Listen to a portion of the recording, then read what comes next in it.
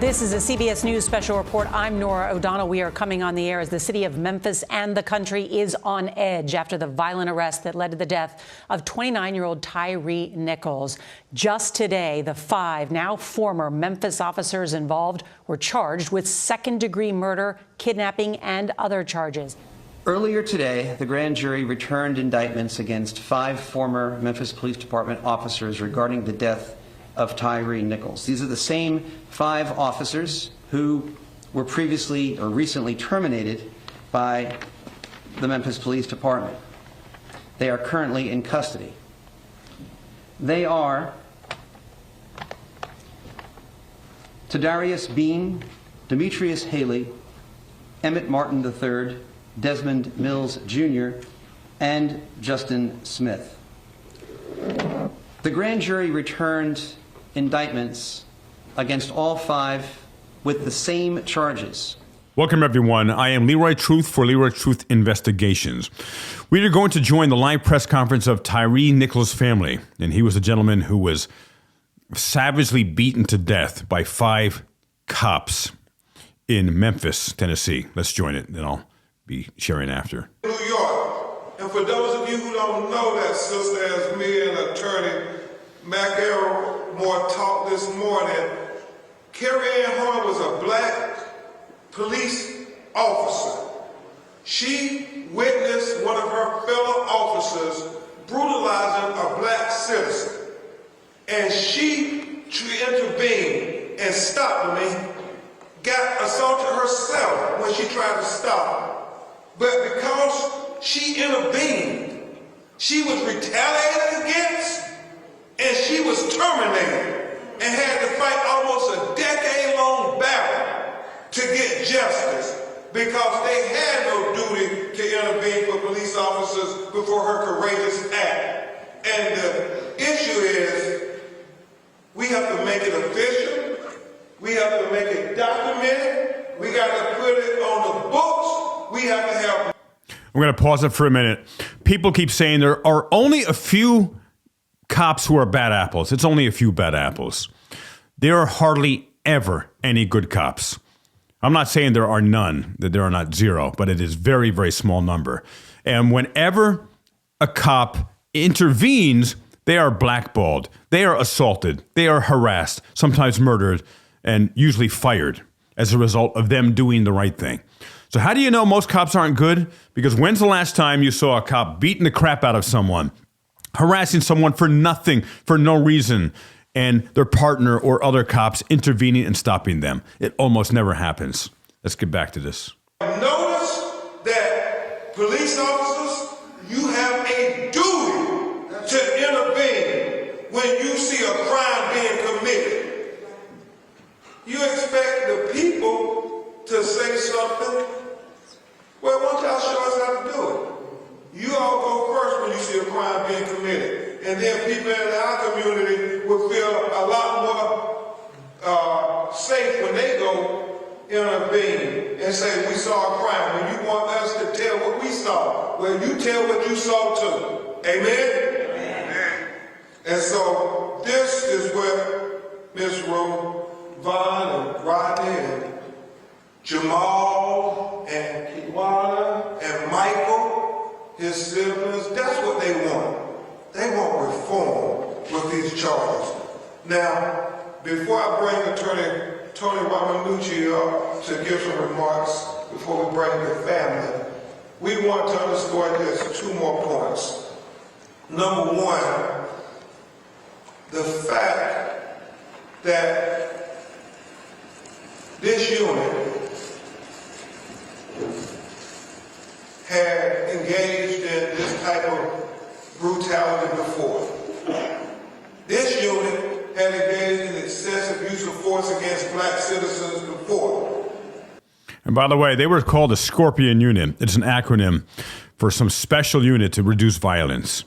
Yep, they reduce violence, not.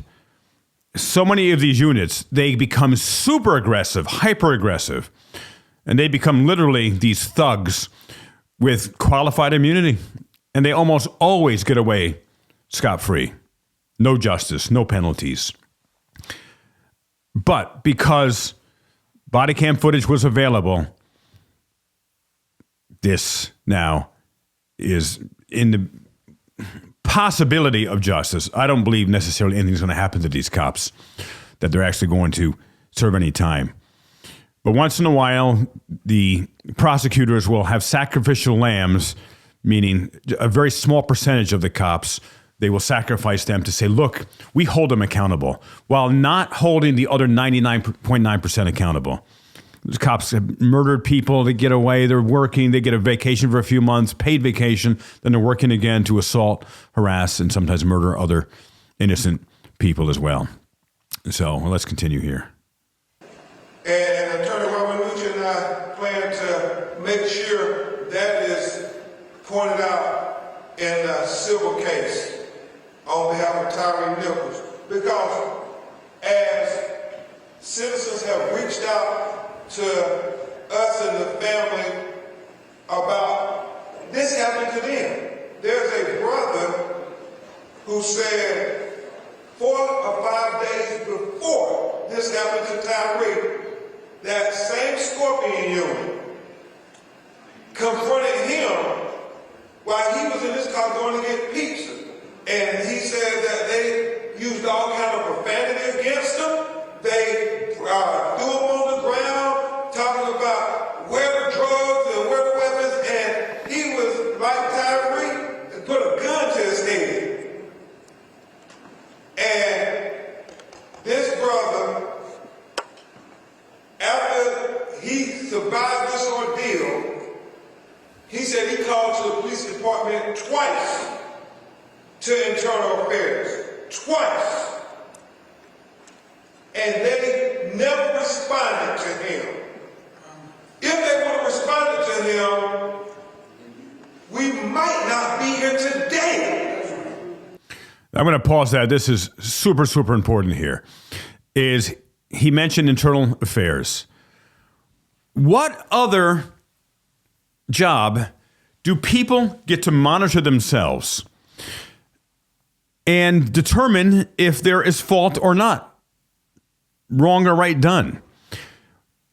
I am in the process of working with a senator right now, who I worked with before, to end qualified immunity, number one. Also, number one is to completely and immediately end any internal affairs investigations, or they could do their own freaking internal investigations if they want, but there has to be independent panel that does the investigations. And of course, they have to be watched like hawks, because I know there's one in Chicago that I've heard, I don't know this for a fact, but I've heard there's all kinds of corruption in there, and they're really not doing what they're supposed to do, because they need to be independent of the police. How the hell did we allow this group of people who are given the authority of the state to kidnap, aka arrest, assault, harass, and even murder someone legally, the allowance to be able to investigate possible wrongdoing completely internally? That screams corruption. And you just look at the fruits. There's so many people who have been arrested by the police unlawfully, beaten up, tased, and murdered. And again and again and again and again, the cops get off either scot-free or with a little slap. And that has to end. Internal investigations have to end, period. Qualified immunity has got to end, period. And I'm going to be working with a particular senator on that. I now will keep you up to date. And I worked with him 2 other times on some issues that we made a difference. And by the way, one of the issues was on the Hudson River. Police were stopping boaters, people, anyone boating, from little rowboats to motorboats to sailboats. They were stopping with no probable cause every boater on the river for years. And it was completely illegal. It's called shredding the Fourth Amendment. And no one challenged that until I did. And I worked on it for 4 years until it was picked up by a senator and became national front page story of the New York Times. Associated Press covered it as well. And I helped to end the police assaults and harassment of tens of thousands of boaters on the Hudson River. And I always knew, because I was a boater at the time, it was right in my face that was going on, it was a bigger problem, not just on the water. And by the way, nationally, it was a problem on all the waterways at the time. But I'll tell you more about my upcoming work, and let's get back to the conference here. And so that's why we plan on making sure any citizen in Memphis who had to face the brutality of this Scorpion organized crime unit, I guess as they're distinguished, will come forward. We had an older gentleman, right, Mr. Reed, 66 years old, saying he was confronted by this unit and he was brutalized. And he had pictures of his enemies. And so it was foreseeable. It was foreseeable that something tragic like this was going to happen when you have police officers given, as Attorney Robin Nucci and our legal team discussed, not just immunity, but impunity to trample on the constitutional right. Not just immunity, that's very well said. Not just immunity, but impunity. People who are authorized to arrest, aka kidnap us, assault us, harass us, even legally murder us. And if it is we are completely innocent, most of the time the cops are not just given immunity, but impunity from any prosecution whatsoever. And it means they're back on the streets doing the same exact thing to other people. And it's not a few bad apples. It is systemic. It is systemic. It is a fundamental nature of the policing system. And so there has to be major systemic changes to change that culture. And how do you do that? By holding them accountable for their actions, hold the cops accountable, getting rid of qualified immunity so they don't have impunity anymore, and getting rid of internal investigations. And also, every cop has got to have a body cam, and they are not allowed to mute it or stop the video during the course of their duty, period. And I have a video I'm going to be uploading in probably next week sometime, and where I was assaulted and attacked by a first selectman, Rudy Marconi, in Richfield, Connecticut. The video shows that he assaulted me. Yet the Ridgefield police refused to let me press charges. They say, oh, there was no property damage. No one was injured. There was no assault. That's not the definition of assault. He purposely got in my space, and he also purposely poked my camera, which is an extension of me. That is assault. And they're not letting me press charges. However, I'm going higher up. I'm not stopping this thing. So let's continue here. Of people who looked a certain color, who lived in a certain community. And so we believe that this was a pattern in practice. And Tyre is dead because that pattern in practice went unchecked by the people who were supposed to check that. And I think we're so thankful to Chief Davis. Now her leadership through this ordeal should be applauded as an example for other police chiefs. Leadership. I don't know why they're applauding a police chief. That is insane. The only reason this is being addressed right now, and that those 5 cops were charged with various charges, is because there was video.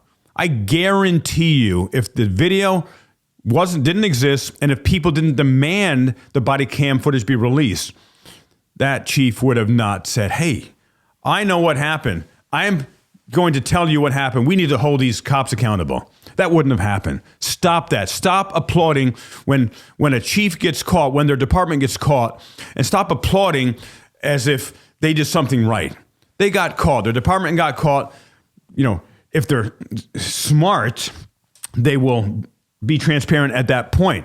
It doesn't release the chief from any culpability in this. It was a culture that she created and supports. Otherwise, it would not have happened. It always comes from the top down, always comes from leadership down. That's ridiculous that they are applauding the chief. Oh, she did a great job. No, she didn't. She's a piece of shit. But we agree with her when she says policy means nothing if you have a culture. If that culture is rotten. Bingo. It's a rotten culture. She's the head of that culture. She knew it existed. Insanity. You can make all the policy in the world because the culture does not respect policy.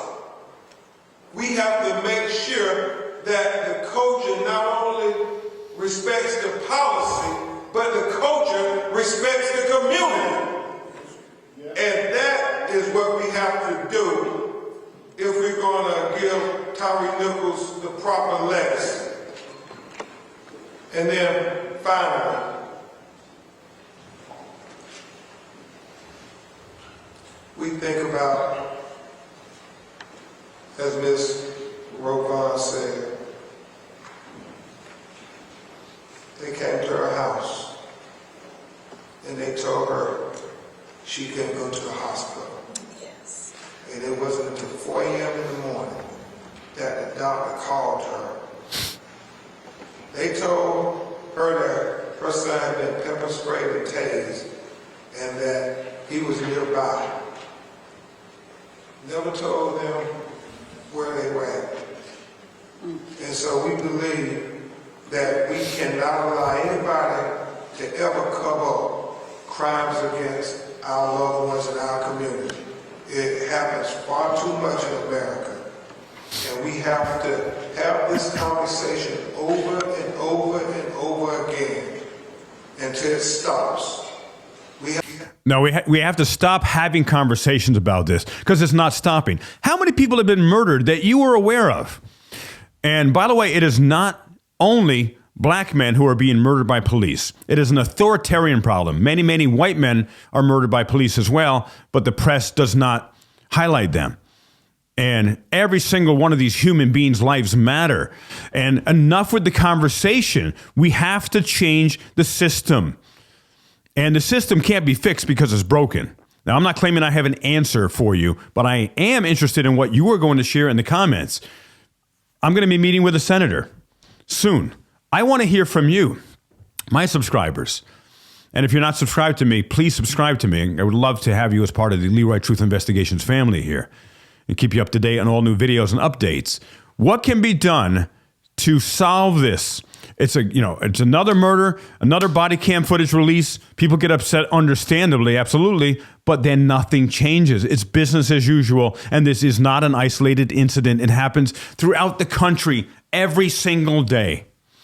I just saw a video done by Brian of Here's the Deal, where a cop pursued a young man who was on his bike on a sidewalk, riding his bike on the sidewalk at night in a pretty well-lit area, it looked like. And the cop wanted to stop him because he didn't have a headlight on his bike. Is this insane? Do we live in America? And the young gentleman, he's like, no, I'm on my way home. And didn't want to stop. Plus, he's afraid of the police because of all these videos he's seen. And remember, ladies and gentlemen, the videos you see is probably 1/10 of 1% of what actually happens. That's just what the video happens to be on when those violent occurrences happen. And that young man, he wanted to go home. He's afraid of the police. He's just driving on a sidewalk, unpopulated, nobody there. There is no victim, no crime. Cop didn't like, he's not complying with my authority. So the cop calls for backup. Cop puts his lights on, chasing the guy on the bike. And another cop then comes in front of him, runs full speed at the young man on the bike. They go catapulting off the bike, and the young man is injured. The cop dislocates his shoulder in the process of his assault of this innocent freaking young man biker, and they charge the biker with a felony for it's like evading police or something with injury and resisting arrest with injury. Cop, they're the only ones who assaulted in this case. So this is systemic. We've got to change this. And I'm open to your ideas. And I'm going to be talking with a senator soon to see what can be done on a federal level to change this. We have to talk about this for simple things, having car trouble. And they end up dead when they encounter the police. Yes. Corey Jones, having car trouble. Black people have simple encounters with police. They end up dead. We don't hear about these things with our white brothers and sisters. We don't see the videos of the police doing the most with white citizens when they're routine. And they do, again. And I'm going to give you an example in my life. I know what it feels like to be assaulted and almost murdered by a cop. About 30 years ago, and this woke me the hell up about police big time. I used to be huge supporters of the police. You know, back the blue until it happens to you. I was on a date, and I was about 30 years old, and took my date to a movie. It was a first date. And went to a movie, and then after, there was a park nearby. I grew up near this park, and it was a parking lot, and parked the car there, and it's just right next to a road, and no gates or anything. And we're just hanging out, making out a little bit. No, nothing crazy. And suddenly I hear on the driver's side window, bam, bam, bam, loud banging. And it was startling. We both turn over like, what the hell is that? I roll my window down. It's a cop screaming at me, license and registration, license and registration. And I'm asking him, why? I know my rights. I know I don't have to give ID unless I have committed or am about to commit a crime or an act of committing a crime or there's reasonable articulable suspicion. And I'm asking him why. And he just keeps screaming, license registration. Then my date starts like, stop, just give it to him. You're making it worse. And I told her, shut up. You're making it worse. And I decided I'm not going to go out with her anymore. And the cop keeps screaming at me, license registration. And why? And then he's feeling more and more out of control. All he does is have to articulate, if there's a reason, if there is, I'll give it to him. If not, I will not. Then one hand is on the steering wheel of my car, the other is on my armrest. And he screams, put your hands up, put your hands up. And as I'm slowly doing it, before my hand even has a chance to come up all the way, he pulls his gun out of the holster, points it at my head, right next to my temple with his finger on the trigger, and says, you're under arrest. I'm 1/8 of an inch from being murdered by this cop. And so he arrests me. He arrests my date. I guarantee you, she will never forget that date. Take us down to the police station, do the mugshots, fingerprint us. And then what are we charged with? He wouldn't tell us. Finally, they give us tickets after they release us on $20 bail. I was charged with trespassing, and she was charged with trespassing, since they said technically it's a parking lot, and it closes at sunset. Even though there was not a single sign, no gate, anything that indicated that. And if he were to have said to me, to let you know, sir, there is no parking here, it's after sunset, technically it's closed, I would have said, well, I think it's stupid, but I would have left. I wouldn't have argued with that. But he wouldn't tell me. And then he also charged me with obstructing governmental administration, which is a fancy word, of course, for a fancy charge for contempt of cop. Go to court a few weeks later. The judge says, what the hell are you both here for? Get out of here. Case dismissed. However, I didn't know then what I know now. It's like 30 years ago or so. And I should have sued the hell out of them for excessive use of force. I was this close from being murdered by that cop. And so I know intimately what it feels like to be harassed, assaulted, and almost killed by a cop. Completely innocent. These simple matters. And that's why we got to continue to speak to this police culture in America. It does get emotional because I know what you're all about to see in America. And as much as those 5 officers killed Tyre Nichols, it was the police culture in America that killed Tyre Nichols. That's right. Right on. That is exactly right.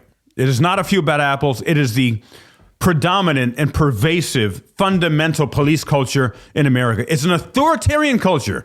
It is not just against black people. Again, many black people have been murdered by police. Many white people have as well.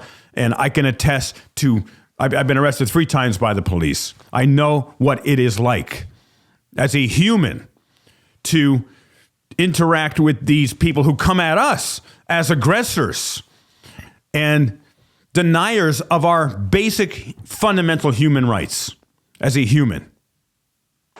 So you're going to hear from our civil rights leader here in Memphis.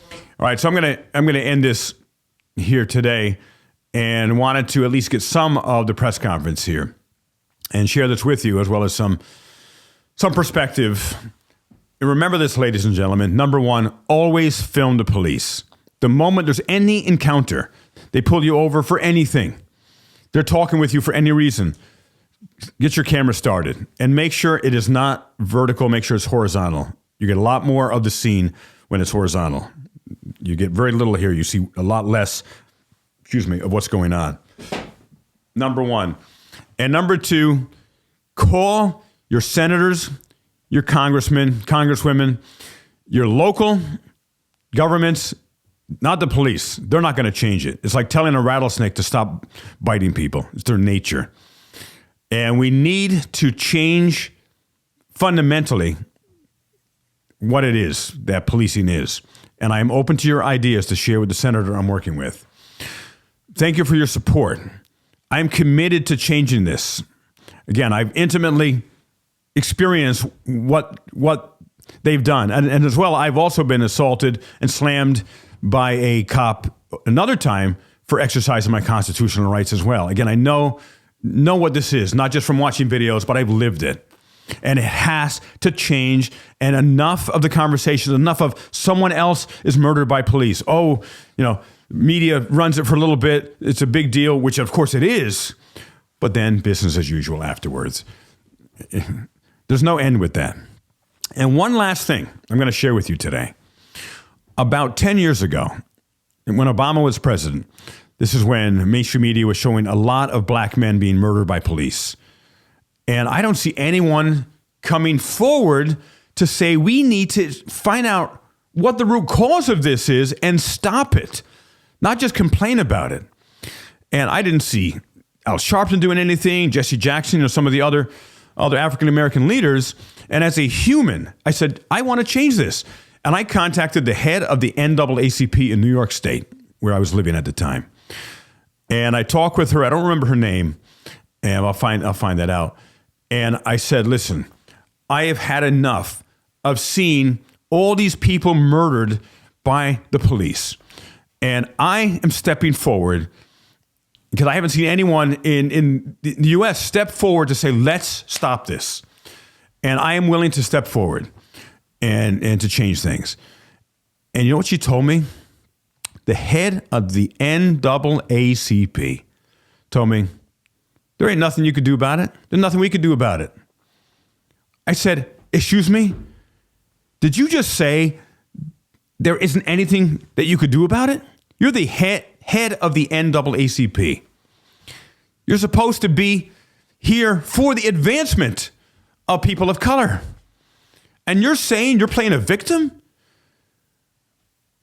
I said, you need to resign immediately because you are not serving the people you claim to be serving, but you're taking their money. I said, I am willing to step forward as a leader in this movement and do whatever it takes, including getting arrested or whatever it would take or more. I would give my life for a cause that is important. And she would have none of it. Nope, nothing you could do, nothing I could do, nothing anyone could do about it, she said. So that was extremely surprising, and you wonder why nothing changes. And by the way, Obama was doing nothing about it. He was the president at the time. I thought he would at least step forward and do something about it. A few news conferences, few sound bites here and there, but he didn't stop it either. Collectively, we can stop it. This is Leroy Truth Investigations. Share your comments. Please like the video, subscribe, share this with your friends, and there's a lot more coming up. I appreciate you. Leroy Truth, see you next time.